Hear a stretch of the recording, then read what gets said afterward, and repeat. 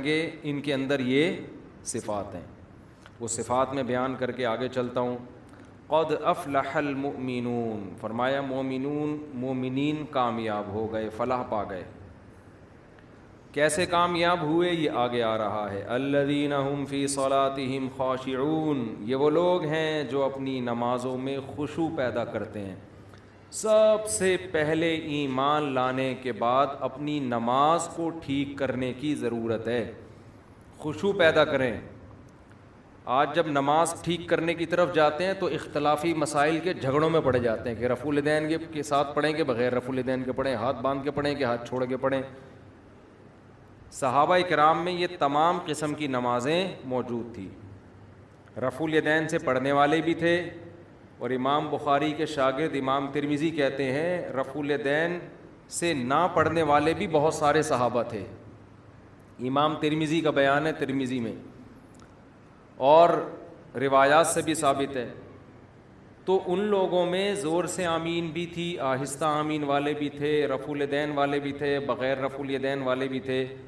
لیکن ان کی نمازوں میں چاہے رفع الیدین کے ساتھ ہو یا بغیر رفع الیدین کے ہو، خشوع و خضوع سب میں مشترک تھا. آج رفع الیدین کرنا یا نہ کرنے کے پھڈے تو بہت پتہ ہوتے ہیں، نماز سے خشوع کیا ہے؟ شارٹ ہے. تو ہماری نمازیں تو چاہے بغیر رفع کے پڑھیں یا رفع کے ساتھ پڑھیں، قبول مجھے لگتا ہے کہ نہیں ہو رہی. صحابہ میں ایسے بھی تھے جو ہاتھ چھوڑ کے نماز پڑھتے تھے. امام مالک کا یہی رائے ہے کہ ہاتھ چھوڑ کے پڑھنی چاہیے. تو ہر ایک کے اپنے دلائل ہوتے ہیں. تو ان میں الجھانے والے بہت ہیں، نماز میں خشوع پیدا کرانے والے کم ہیں. یہ اہل اللہ کی صحبت سے آتی ہے یہ چیز. جب اللہ والوں میں اٹھیں گے، بیٹھیں گے، رہیں گے، خوب سمجھ لو کچھ چیزیں تقریروں سے نہیں آتی، اہل اللہ کے پاس رہنے سے آتی ہیں. پہلے زمانے میں اس کی بڑی ویلیو تھی کہ اس کا شیخ کون ہے، کس کی صحبت اس نے اٹھائی ہے. آج یہ چیزیں مارکیٹ میں ان کی ویلیو ختم. کہتے ہیں بزرگ لیس، کوئی بابا شابا کوئی بزرگ ہے ہی نہیں. اس کا نقصان کیا ہوا؟ نمازوں سے خشوع ختم. صحابہ نے نبی کے ساتھ نمازیں پڑھی ہیں، ان کے ساتھ وقت گزارا ہے. تابعین نے صحابہ کے ساتھ کیسے نمازیں پڑھا کرتے تھے، پھر تبع تابعین نے تابعین کے. یہ سلسلہ سند متصل کے ساتھ آج تک چلا آ رہا ہے. اگر آپ دین کسی سے پراپر سیکھتے نہیں ہیں، اس کی صحبت میں نہیں رہتے، تو آپ کی صرف کتابی عالم بن جاؤ گے. اور کتابی عالم خشکا ہوتا ہے، اس میں خشوع و خضوع نہیں ہوتا، خشک ہوتا ہے. وہ اسی علم کے ذریعے آگ لگا دیتا ہے فرقہ واریت کی، فتنہ پھیلا دیتا ہے. وہ لوگوں کو دین کے قریب کرنے کے بجائے دین سے دور کر دیتا ہے. ابھی غیر مسلم مسلمان ہوئے چند دن پہلے، ہندو تھے، پوری فیملی مسلمان ہوئی الحمدللہ. تو مجھے کہنے لگے کہ ہم اسلام لانے سے پہلے دیکھ رہے تھے یوٹیوب پہ، ہم بہت سے اسکالرز کو سن رہے تھے کس کے ہاتھ پہ مسلمان ہو. افسوس کے ساتھ کہنا پڑتا ہے کہ یوٹیوب پہ غیر مسلم لوگ کہتے ہیں، میں نہیں کہہ رہا، کہ ایسے لوگ بہت ملیں گے جو مزید کنفیوژن میں ڈال رہے ہیں ہمیں، مزید کنفیوژن، ایک دوسرے کی ٹانگیں کھینچنے میں. یہ ایسا، اس کی نے کتاب میں یہ لکھا، اس نے کتاب میں یہ لکھا، اس نے یہ جواب دیا، اس نے یہ جواب دیا. خالصتاً مثبت انداز سے کام کرنے والے وہ معدوم ہیں، کالعدم ہیں. تو غیر مسلم کیا سوچے گا یار، یہ کیا تباہی پھیلائی ہوئی ہے ان لوگوں نے، کیا کر رہے ہیں یہ.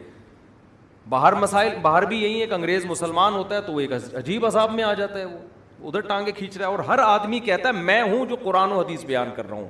بس جو تمہیں اسلاف سے ہٹا رہا ہے، قرآن و سنت کی وہ تشریح کر رہا ہے جس میں تمہیں اپنا محتاج بنا رہا ہے، اتحاد کا لیبل لگا رہا ہے، لیکن امت میں پھوٹ ڈال رہا ہے. جو اسلاف کی دعوت دے گا وہ حقیقی دعوت، نام رکھنے سے نہیں کہ میں سلفی ہوں یا میں دیوبندی ہوں یا اہل حدیث ہوں، جو بھی ناموں میں کچھ بھی نہیں رکھا. عملاً پتہ چلتا ہے، عملاً پریکٹیکلی ہو کیا رہا ہے کہ اس کے پاس بیٹھنے سے علماء کی محبت کم ہو رہی ہے یا بڑھ رہی ہے. بڑھ رہی ہے، اس کا مطلب صحیح ہے. نفرت پیدا ہو رہی ہے، سب سے بدگمانیاں ہو رہی ہیں، یہ ٹھیک نہیں ہو سکتا.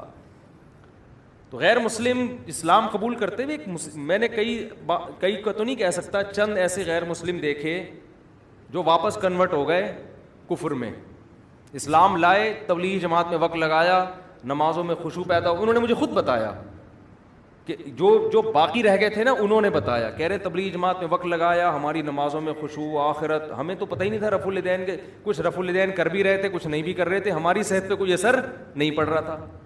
ہم جیسے دیکھا عام مسلمانوں کو، ہم بھی لگ گئے اس میں. کہہ رہے جب ہم جماعت سے آئے تو پھر ہمیں جماعت المسلمین والے ٹکر گئے. انہوں نے کہا یہ سارے غلط ہیں، یہ حنفی کیا ہوتا ہے، شافی کیا ہوتا ہے، مالکیہ کیا، حنبلی کیا ہوتا ہے، یہ دیوبندی، یہ بریلوی، یہ اہل حدیث، یہ فلانا، اور لٹریچر لا کے جماعت المسلمین کو لازم پکڑو، صرف قرآن. کہہ رہے اتنے بڑے مسائل، ایک طرف یہ تھے، ایک طرف پوری دنیا تھی. کہہ رہے ہمارے بہت سے رشتہ دار واپس اسماعیلی بن گئے، آغا خانی بن گئے. تو میں یہ عرض کر رہا تھا صحابہ کرام میں قدر مشترک کیا تھی؟ ان کی نمازوں میں خشوع تھا، جو آج مارکیٹ میں شارٹ ہے. ہاتھ باندھنے میں بڑا اختلاف تھا صحابہ کرام کا. ہاتھ باندھنے میں خوب سمجھ لو، یہاں ہاتھ باندھنا سینے پہ، کوئی صحیح حدیث کسی کے پاس نہیں ہے. دعوے کرنے والے بہت ملیں گے، اور یہ جو احناف دعویٰ کرتے ہیں کہ ناف پہ ہاتھ باندھے جائیں گے، اس کے بارے میں بھی مرفوع روایت ہمارے علم میں کم از کم کوئی صحیح روایت موجود نہیں ہے، کسی کے پاس بھی نہیں ہے. اس بارے میں ہر مجتہد نے اجتہاد کیا ہے، 2-3 حدیثوں کو جمع کر کے اپنی رائے قائم کرنے کی کوشش کی ہے. امام ابو حنیفہ کا اپنا ایک انداز ہے، انہوں نے 3-4 روایات کو جمع کر کے ایک کیفیت وضع کی ہے. امام شافعی کا اپنا انداز ہے، انہوں نے ایک روایت کو فوکس کیا، اس روایت کے مطابق فتویٰ دیا. تو جو اس میں جزم کے ساتھ کہتا ہے نا یہ طریقہ صحیح ہے باقی غلط ہیں، وہ 100% غلط کہہ رہا ہے. تو دعوے کرنے والے آپ کو بہت ملیں گے، اور ان لوگوں میں سب سے بڑا عیب یہ ہے کہ جب یہ دعویٰ کرتے ہیں نا، ہم کیا کرتے ہیں، کسی نے دعویٰ کیا نا یہ صحیح حدیث ہے، ہم کیا کرتے ہیں نیچے کمنٹس میں حدیث کا ضعیف ہونا ثابت کرتے ہیں ڈسکرپشن میں کہ دیکھو یہ غلط کہہ رہا ہے. وہ کمنٹ کیا کر دیتے ہیں، اڑا دیتے ہیں. اس کا مطلب اندھی تقلید کون کر رہا ہے؟ آپ کر رہے ہیں کہ اس کی سن رہے ہیں، نیچے ڈسکرپشن میں کوئی اگر اس کا جواب دے رہا ہے تو وہ کیا کر رہے ہیں، اڑا رہے ہیں. تو یہ سب باتیں ہوتی ہیں کہ ہم لوگوں کو کسی کا مقلد نہیں بناتے، ہم ڈائریکٹ قرآن حدیث کی بات کرتے ہیں، صرف باتیں ہیں. حقیقت میں یہ لوگوں کو اپنا مقلد بنا رہے ہوتے ہیں کہ صرف ہماری سنو. کہتے یہ ہیں کہ سب کی سنو، لیکن عمل کیا ہے، کسی کی مت سنو. ورنہ آپ جو ڈسکرپشن میں جب ہم یا کمنٹس میں جب کوئی لنک دیا جاتا ہے اس کے جواب کا تو اڑاتے کیوں ہو؟ تو میں آپ کو یہ بار بار یہ باتیں اس لیے بتاتا ہوں کہ اس زمانے میں دین کے نام پہ چورن بیچنے والے مارکیٹ میں بہت ہیں. تو قرآن کیا بیان کر رہا ہے اس کو فوکس کرو. الذین هم فی صلاتہم خاشعون، فرمایا اہل ایمان اپنی نمازوں میں خشوع پیدا کرتے ہیں. والذین هم عن اللغو معرضون، جو کامیاب لوگ ہیں وہ لغو سے اعراض کرتے ہیں. لغو کا کیا مطلب؟ وہ باتیں جن کا نہ دین کا کوئی فائدہ اور نہ آخرت. ٹائم ویسٹنگ، لغو میں ٹائم ویسٹنگ بھی داخل ہے، وہ موضوعات بھی داخل ہیں جن کا ہم سے قیامت کے دن سوال نہیں ہوگا، وہ امت کے لیے اہم نہیں ہے. آپ اہم چیزوں کو چھوڑ کر غیر اہم میں لگ جاؤ، یہ بھی لغویات ہیں. میں نے اپنے شیخ مفتی رشید احمد صاحب رحمہ اللہ کی صحبت میں 7-8 سال لگائے، بالکل چپک کے ایسے. نماز بھی 3 سال پڑھائی میں نے، ہفتے میں 1 دن ہم گھر میں آتے تھے. کتنے بڑے اللہ والے بزرگ تہجد میں اتنی لمبی لمبی نمازیں پڑھتے تھے، روتے تھے. اللہ نے علم اتنا دیا تھا. کئی سال صحیح بخاری پڑھائی انہوں نے دارالعلوم کرنگی میں. حضرت مفتی تقی عثمانی صاحب جو اتنے بڑے عالم جن کے ائمہ حرمین قدر کرتے ہیں، عزت دیتے ہیں، یہ ہمارے شیخ مفتی رشید احمد صاحب کے شاگرد ہیں. 7 سال پڑھا ہے انہوں نے حضرت سے. فتوے کا کام مفتی رشید احمد صاحب رحمہ اللہ نے حضرت اقدس، حضرت مفتی تقی عثمانی صاحب اور حضرت مفتی رفیع عثمانی صاحب کو سکھایا. کتنے بڑے عالم. میں نے 7-8 سال میں ایک مرتبہ بھی یزید کا مسئلہ ان کی زبان سے نہیں سنا. نہ جنگ جمل سنی، نہ جنگ صفین سنی، نہ یہ سنا کہ ان دونوں میں کون حق پر تھا کون باطل پر تھا. پریکٹیکل کام. جو کسی نے پوچھا بھی حضرت یزید، انہوں نے کہا بھائی تم سے قیامت کے دن یزید کے بارے میں سوال نہیں ہوگا. قرآن جگہ جگہ کہہ رہا ہے تلک امۃ قد خلت، یہ لوگ تھے گزر گئے، لہا ما کسبت ولکم ما کسبتم، انہوں نے جو کیا ان کو قیامت میں اس کا بدلہ مل جائے گا، اچھا کیا اچھا ملے گا، برا کیا لعنت ہوگی ان کے اوپر. وَلَكُمْ مَا كَسَبْتُمْ، اللہ تم سے تمہارے عمل کے بارے میں پوچھے گا، تم کیا کر رہے ہو، اپنا عمل زیرو. اور تقریریں دیکھو یار بیٹھ کے. تو لغویات میں یہ بھی داخل ہے، جس چیز کا آپ کی پریکٹیکل لائف سے تعلق نہیں ہے اپنے آپ کو ان چیزوں سے بولو بچاؤ. آپ ڈائری بناؤ یار، میں فجر کی نماز تکبیر اولا سے پڑھتا ہوں، میں ظہر پڑھتا ہوں، میں عصر پڑھتا ہوں، میں مغرب پڑھتا ہوں، میں عشاء پڑھتا ہوں، میں اپنے ماں باپ کے ساتھ اچھا سلوک کرتا ہوں، میں نے بہنوں کی وراثت ان کے حوالے کی ہے، میں حرام تو نہیں کما رہا، میں تجارت میں جھوٹ تو نہیں بول رہا، میں تہجد پڑھتا ہوں، میں تلاوت کتنی کرتا ہوں، میں دین کو دنیا میں غالب کرنے کے لیے کیا کر رہا ہوں. تو آج آپ کو جس کے پاس بیٹھو گے نا وہی باتیں شروع کر دو گے. پنجاب میں حیات ممات کے مسئلے میں اتنا الجھے ہیں لوگ، اتنا الجھے ہیں کہ اچھے اچھے ایک جماعت کے طلباء آپس میں لڑ پڑے ہیں. سارے مسائل ایک جیسے، ایک مسئلے میں اختلاف، اور وہ جو کالم گلوچ اور اتنا زیادہ آپس میں تماشا بنائے کہ آپ الامان والحفیظ. تو والذین هم عن اللغو معرضون کا مطلب کیا ہے؟ وہ تمام چیزیں دیکھو. ایک اہم بات کر کے میں اس آیت کو سمجھاتا ہوں، پھر انشاءاللہ کھوپڑی میں بیٹھے گی. ہے اپنی زندگی سے جو غیر اہم چیزیں ہیں، جو غیر امپورٹنٹ ہیں، اس کو کیا کر دو، بولو نا یار، نکال دو. امپورٹنٹ کی ڈیفینیشن کیا ہے، یہ بڑا اہم مسئلہ ہے. ہم نے ایک دفعہ ورک شاپ کروائی نا ٹائم مینجمنٹ کی، اللہ سلیمان احمد صاحب کو جزائے خیر دے، بڑے زبردست آدمی ہیں. یہ امپورٹنٹ کی ڈیفینیشن انہوں نے ہمیں بتائی، اور بہت خاندانی ڈیفینیشن بتائی. حکمت کی بات جہاں سے لو لے کے آگے پارسل کر دو. تو جو ان کا اسٹائل تھا اسی اسٹائل سے میں بھی پوچھ رہا ہوں. ہم نے پھر ورک شاپ میں نے خود کروائی تو میں نے اس میں پوچھا کہ امپورٹنٹ کی ڈیفینیشن کیا. ہمیں امپورٹنٹ کام کرنے چاہیے، جو غیر امپورٹنٹ ہیں ان کو زندگی سے نکال دینا چاہیے. اب امپورٹنٹ کی ڈیفینیشن کیا ہے؟ اب ہم جب لوگوں سے پوچھتے ہیں بہت اہم، موسٹ امپورٹنٹ، اس کو امپورٹنٹ کہتے ہیں، ٹھیک ہے نا. بہت اہم کام جو بہت ضروری ہو. ابھی یہ تو ضروری امپورٹنٹ، یہ تو آپ الفاظ بدل رہے ہیں نا. امپورٹنٹ کی ڈیفینیشن یہ ہے کہ آپ کا جو ہدف ہے نا، جو چیز آپ کو اس ہدف میں پہنچانے کا ذریعہ بنے وہ کام امپورٹنٹ ہے، اور جو اس ہدف تک سے روکنے کا ذریعہ بنے وہ نقصان دہ آپ کے لیے. وہ کیا ہے؟ وہ جو وہاں تک روکنے کا ذریعہ بنے نا وہ کیا ہے؟ جو اس میں نقصان کا ذریعہ بنے ہدف تک پہنچانے کا، وہ غیر امپورٹنٹ ہے. اب دیکھو آپ کے پاس ٹائم کم ہے، زندگی محدود ہے، آپ کا ایک ہدف ہے اللہ کی رضا. مسلمان کا اصل ویژن کیا ہوتا ہے؟ اللہ کی رضا، جنت ہے. اس ویژن کو حاصل کرنے کے لیے چھوٹے چھوٹے ویژن بنانے پڑتے ہیں. جنت تک پہنچنے کے بہت سے طریقے ہیں نا. بھائی ایک آدمی صبح پڑھا ہوا ہے، اسکول نہیں جا رہا. کیوں نہیں جا رہا؟ بھائی میرا ہدف ہے اللہ کو راضی کرنا، میرا ہدف تعلیم ہے ہی نہیں، میں اسکول نہیں جاؤں گا.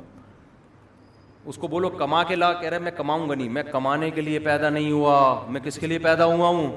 اللہ کے لیے. بعض لوگ ایسے اللہ کا لفظ بڑھ کے نا بول رہے ہوتے ہیں. یہ میں اللہ کا لفظ اس لیے بولتا ہوں، ایک پرویزی تھا منکر حدیث، ہم جب بھی اس کے پاس جاتے نا ہمیں الو بنا رہا تھا. وہ کہہ رہا ہے ہم قرآن کو مانتے ہیں، قرآن کو. تو یہ اللہ کا لفظ بڑے جلال سے بولتا تھا جو ایک دم ہمارے دل دہل جائیں گے، یا تو بڑا نیک آدمی ہے.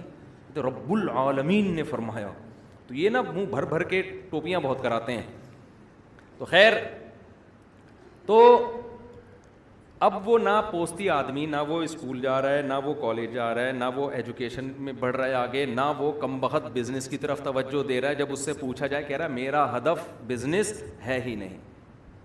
لوگ کہتے ہیں بھائی کم بخت تیری شادی کیسے ہوگی جب تو کمائے گا نہیں، کھائے گا نہیں. تو کہہ رہا ہے میرا ہدف شادی نہیں ہے، میرا ہدف ہے اللہ کی رضا. صحیح کہہ رہا ہے غلط کہہ رہا ہے؟ الو بنا رہا ہے. ابے اللہ کی رضا کے لیے تو دنیا میں کچھ کرنا تو پڑے گا نا. یوسف علیہ السلام نے مصر کی وزارت قبول کی، کس کے لیے؟ اللہ کی رضا کے لیے. بادشاہ بن گئے مصر کے، کس کے لیے؟ اللہ کے لیے. تو اللہ کی رضا کے لیے جتنا دنیا میں آپ آگے جا سکتے ہو, کیونکہ جو آدمی دنیا میں جتنے اونچے مقام پہ جاتا ہے اتنی بڑی معاشرے میں وہ تبدیلی لا سکتا ہے. تو آپ نہیں جائیں گے, برے لوگ آگے چلے جائیں گے, تو کمپٹیشن ہے, تو کچھ تو کرنا ہے نا. تو اس کو وہ ایک ہدف بنانا پڑے گا آپ کو, یار میں نے یہ کرنا ہے تاکہ میں اس کے ذریعے کس کو خوش کر سکوں, اللہ. آپ ڈاکٹر بننے کو ہدف بناتے ہو, یار میں لاکھوں لوگوں کی جان بچا لوں گا, اس سے اللہ تعالیٰ کیا ہو جائے گا, خوش ہو جائے گا. کماؤں گا بھی پیسہ. ڈاکٹر کے پریشان ہو جاتے ہیں کہ صرف اللہ کے لیے کریں, پیسے نہ لیں. تو بھائی پیسے بھی لیں آپ, پیسہ کمانا بھی ہدف ہو سکتا ہے, مالدار بننا بھی ہدف ہو سکتا ہے. مالدار بنوں گا اللہ کے لیے. مالداروں کے الگ فضائل حدیث میں, وہ ابھی ٹاپک ادھر چلا گیا تو بات لمبی ہو جائے گی. تو آپ نے ایک ہدف بنایا کہ یہ میرا اصل ہدف ہے, اور الٹیمیٹ ویژن کیا ہے, آخرت. تو وہ چیز جو آپ کو اس ہدف تک جانے تک روکے, وہ آپ کے لیے کیا ہے, لغو ہے. قرآن کیا کہہ رہا ہے, والذین هم عن اللغو, وہ غیر امپورٹنٹ ہے, وہ لغو ہے. قرآن کہہ رہا ہے یہ لغویات سے بچتے ہیں. تبھی ہم نے ڈاکٹروں کو نہیں دیکھا یزید کے پھڈے میں پڑھتے ہوں, MBBS میں ایجوکیشن حاصل کر رہے ہوں, اور کوئی ان کو تقریر سنا, یار تو یزید کا مسئلہ ذرا حل کر کے بتا, یار بنو امیہ کے بارے میں رپورٹ پیش کر. وہ کہے گا بھائی کل میرا پیپر ہے, میرے ابا نے مجھے باہر بھیجا ہوا ہے رشیا میں, یونیورسٹی میں پیسے خرچ کیے ہوئے, میں اس میں فیل ہو گیا نا, میں جہنم میں بہرحال چلا جاؤں گا, یزید جائے نہ جائے. تبھی وہ پڑھ بھی لیتا ہے. اور اگر وہ میڈیکل کالج میں ایجوکیشن کے دوران بنو امیہ کے بکھیڑے لے کے بیٹھ جائے, جیسے بعض لوگ یوٹیوب پہ بنو امیہ سے ان کو ایسی چڑ ہو گئی ہے کہ اچھے کام بھی غلط اور غلط تو ویسے ہی غلط, امت کو اسی میں الجھا دیا. تو پھر آپ مجھے بتاؤ کہ وہ پڑھ لے گا؟ وہ کبھی بھی نہیں پڑھ سکتا. آپ اسے کہو گے بھائی اپنی تعلیم کو فوکس کرو, تو خوب سمجھ لیں جب تعلیم کو فوکس کرے گا نا, تو فوکس کرنے کے بعد بھی نہیں پھڈے میں ڈالا جائے گا اس کو, اس لیے کہ آگے اس سے بھی بڑے بڑے اہداف آپ کے سامنے موجود ہیں. تو اس لیے قرآن کہہ رہا ہے وہ تمام چیزیں جو آپ کو عملی تبلیغ میں سنا, کبھی ریونڈ میں کبھی سنا آپ لوگوں نے, تبلیغ جماعت میں حاجی عبدالوہاب صاحب نے 3 گھنٹے کا بنو امیہ پہ بیان کیا ہو, کبھی سنا؟ تبلیغی اجتماع 3 دن کا ہوتا ہے, 3 گھنٹے کے بیانات بھی ہوتے ہیں. کبھی سنا کہ انہوں نے بنو عباس بنو امیہ کے بارے میں رپورٹیں پیش کی ہوں اور کیڑے نکالے ان میں بیٹھ کے؟ ان کو پتا ہے بھائی جو ہدف ہے اس سے کیا ہو جائیں گے, رہ جائیں گے.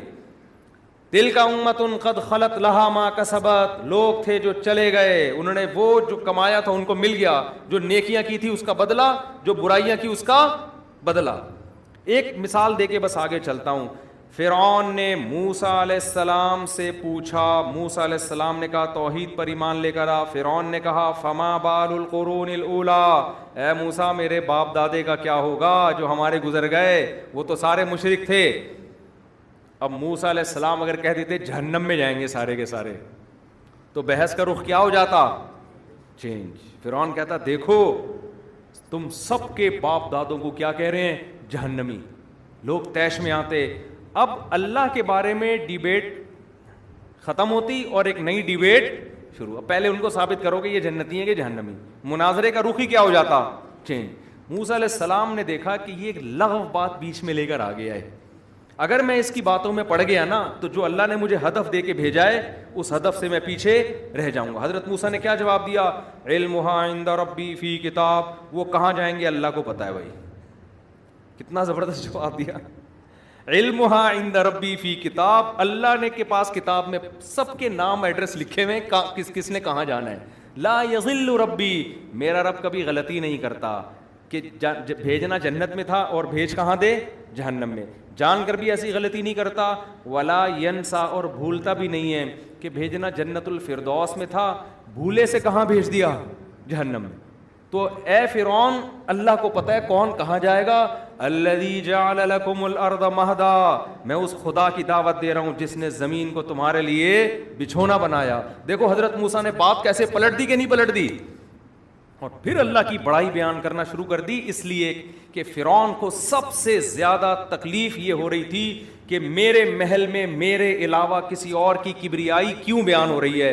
اور موسیٰ علیہ السلام کو جو مشن دیا گیا تھا وہ یہ کہ آپ نے فرعون کے محل میں وہ کام کرنا ہے جو آج تک کسی نے نہیں کیا. وہ کام کیا ہے؟ اس کے محل میں، اس کے سامنے، اس کے درباریوں کی موجودگی میں خدا کا انٹروڈکشن کروانا ہے. آپ کے پاس ٹائم کم ہے، جتنا اللہ کی حمد و ثنا کر سکتے ہیں آپ وہ حمد و ثنا کریں. تبھی تو فرعون جوش میں آ کے کہنے لگا ان رسولکم الذی ارسل الیکم لمجنون. لوگوں تمہیں جس کو اللہ نے پیغمبر بنا کے بھیجا ہے نا وہ دیوانے ہیں معاذ اللہ. میں پوچھتا کیا ہوں، جواب کیا دیتے ہیں یہ؟ صحیح ہے نا؟ میں پوچھتا کچھ اور ہوں اور جواب کچھ اور دیتے ہیں. تو دیوانے نہیں تھے، بڑے عقل مند تھے. انہیں پتا تھا اس کے سوالات کے جواب دینے پر آ گیا تو میں اپنے ہدف سے دور رہ جاؤں گا. تو یوٹیوب پہ جو بھی اٹھ کے مکھنچو چیلنج کر دے نا اور آپ جا کے اس کے جوابوں میں لگے ہوئے ہو، ہر فضول سے فضول آدمی کو لفٹ کرا رہے ہو اور آپ ہر اس کے لوگ آ رہے ہوتے ہیں اس کا جواب دو، اس کا جواب دو. میں نے کہا اعتراضات دنیا میں قیامت تک کبھی بھی ختم نہیں ہوں گے. تو ہوتے رہیں گے. آپ اپنے ہدف کو فوکس کرو. آپ کا ہدف کیا